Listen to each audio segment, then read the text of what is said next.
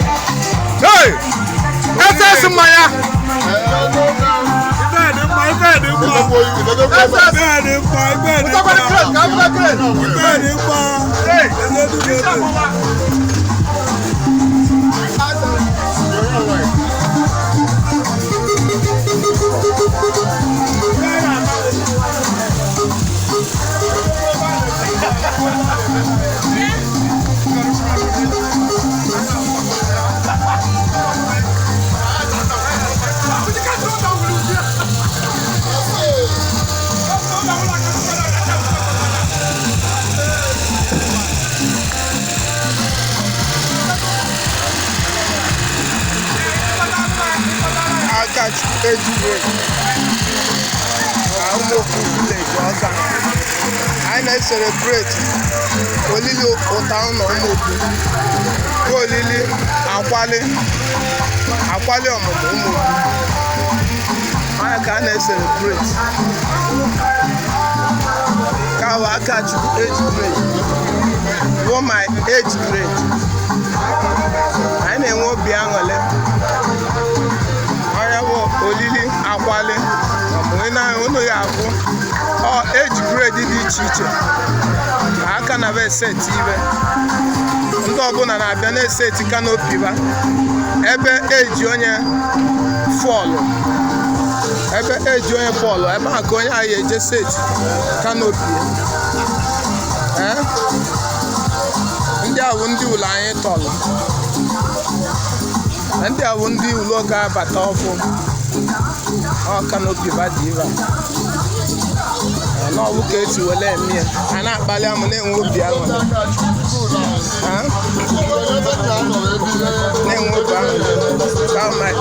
my age grade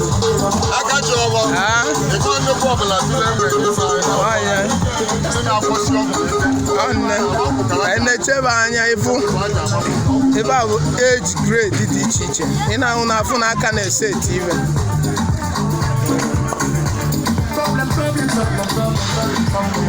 aka na-eseti ibe ebe ka na-eseti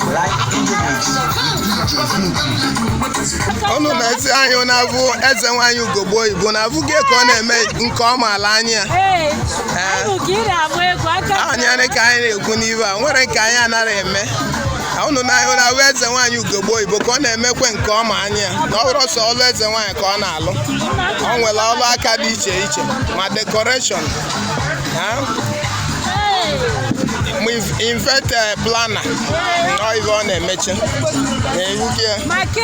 ma keeki ọ na-emecheba ncha niile na ọ bụrụ sọ ọlụ eze nwanyị ka ọ na-alụ so e nwechara aka ọlụ ndị ọzọ n'ọwụ ka anyị na-eme o nwere ewe akụlụgholi agụ a na-akwụ agụ anyị n'ọlụ onye ọdụ na-eliju abụ ma na-alụkwa ọlụ mmụọ bụ ọnatalụchi onye ọnya ka a na-eme ifụrọba ka ọ na-aba achụ ya mma ọ chọcha anya mma edozichebe ebe ọ dịka obodo oyibo jisi ike n'ọlụ nne m ọ ga-abakwulu ndị ọlụ kedu nwaanyị kedu ka imel ị na-amụtakwa keeki ọkakwe nwere nke m rugolo imel good morning sir daalụ ọka enwekwe keeki m bụrụ imere ma sisi na-emeli ya n'ọgba ọkụ mgbe imeketi ọgbakọta ọkụ ọdụwa mma